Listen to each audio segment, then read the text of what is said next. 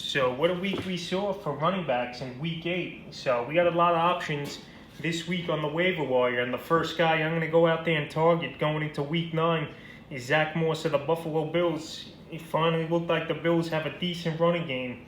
And they did yesterday versus the Patriots. Zack Morris, 14 carries, 81 yards, 2 rushing touchdowns. No catches though, the only down thing for Morris. But Morris now the last 2 weeks he's starting to reduce after coming off an injury. He had 10 fantasy points last week. And then this week getting 14 carries and 2 goal line carries. Singletary, he's just not that good, even though he finally had a decent game yesterday. I told you to drop him last week. And now you should drop him now. Morse is the man out there. He's going to get the carries, especially the goal line, it looks like anyway. He is 54% owned, so in most of your leagues like mine, Morse is probably not on the wire, but if you could get him up to 80% now, that's the number he should be, because he's going to be the starter over there in Buffalo, and he's got a decent schedule coming up. He's got Seattle and then Arizona, and he goes on bye on week 11. The next guy is Damien Harris in the same game of the New England Patriots. He looked good again. When this guy gets carries, he produces. He's only 46% owned, but yesterday 16 carries for 102 yards and a rushing touchdown. So Harris did his thing. Next week he's got a matchup versus the Jets, so if he's out there, he's definitely the second priority. And when the game script is in the Patriots' favor, Harris has had a couple good games. James White, he's not a factor anymore. He's a droppable guy also. And Rex Burkhead, he just hasn't done much. So Harris, he's the guy over there. If the game script, like I said, is in the Patriots' favor, he's a guy you should start at your second running back or flex, and he's a good get this week with a plus matchup on Monday Night Football versus the Jets. The third guy to get on your waiver wire is a guy I've been talking about also for a few weeks, is Cam Akers of the Los Angeles Rams. So Akers, he came in relief for Darrell Henderson who got hurt, and honestly, I think Akers is their best back over there. And I think after this bye week in week 9 for the Rams, they got to go out there and just play Akers. He came in 9 carries, 35 yards, and he also added a catch for 19 yards. This guy's a dual back threat. He could do it all. They drafted him in the 3rd round of the Rams of the NFL draft for a reason. And this guy, he's ready to take off, I think. So he's got the bye in week 9. And then he's got Seattle, Tampa, and Frisco the next 3 weeks after that. Henderson, he's banged up, but I think this guy's better. He's a better receiver out of the backfield. Malcolm Brown, he's still there, but he's more of a change of pace back anyway, is Brown for the Rams. And he didn't have that great of a game.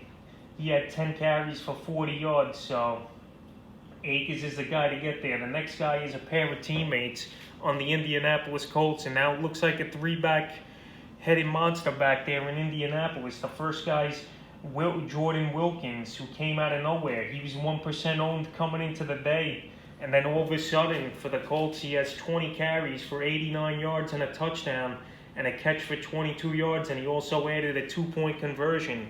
So Wilkins had a top performance for running backs this week. I believe he was top 5 or 6 in the category, and now this guy, he might be getting the carries going forward. Jonathan Taylor, once again, he was a guy I was high on coming into this week and for the rest of the season, but Taylor didn't produce, and the Colts ran with a hot hand. Taylor had 11 touches for 22 yards, and he added 2 catches for 9 yards, so a dud of a game for Jonathan Taylor. And now Wilkins might be the man there, but I don't like his matchup next week versus Baltimore. They're going to feast, I think, on that Colts offense and offensive line, especially after a bad loss to the Pittsburgh Steelers. The next guy's his teammate, Nyheim Hines. We see him have flashes a couple games here and there over the year, and Hines flashed again yesterday.